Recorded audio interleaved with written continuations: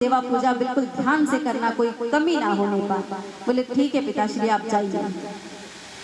दोनों पति पत्नी रवाना हो गए। दोनों बहनें मिलकर माँ की अब नवरात्रों की पूजा कर रही हैं, समय पर ज्योति की सेवा पूजा कर रही हैं। लेकिन एक बार क्या होता है, घर में कुछ सामग्री खत्म हो जाती है तो बड़ी बहन कहती है देख ज्योत तेरे भरोसे नहीं छोड़ सकती, क्योंकि तू छोटी है, नटखट है, पता नहीं कोई गलती कर दे।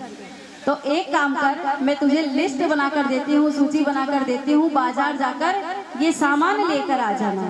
छोटी बहन बोलती है ठीक है दीदी मैं चली जाऊंगी, आप मुझे लिस्ट दे दीजिए और पैसे दे दीजिए। बाजार जाती है। आज भी देखा है आपने कि कोरोना 2 साल हमको बड़ा परेशान किया, मगर इस बार माता रानी की ऐसी कृपा रही कि बाजार फिर से सजे हैं और माँ की लाल चुन्नियां लहराई हैं। बाजारों में नारियलों की भेंट लगी हुई है, बहुत सारा जैसा भी हो सकता था हुआ। ऐसे ही नवरात्रों के समय उस समय भी बाजार सजा किया करते थे।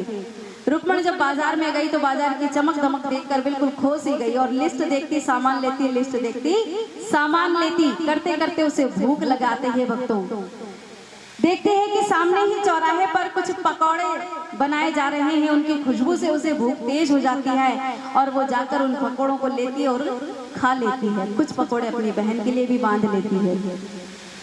घर आती है बड़े उत्साह के साथ, उमंग के साथ बाजार का विवरण सारा बहन को बताती है। दीदी मैं यहाँ से गई और उस दुकान पे गई, वहाँ ऐसा था, यहाँ ऐसा था। बताते बताते उसके मुंह से वो बात भी निकल जाती है कि मुझे बड़ी तेज भूख लगी थी, मैं चौराहे पे गई और मैंने पकौड़े खरीदे और खाए, बड़े स्वादिष्ट पकौड़े थे दीदी, मैं थोड़े आपके लिए भी लाई हूँ।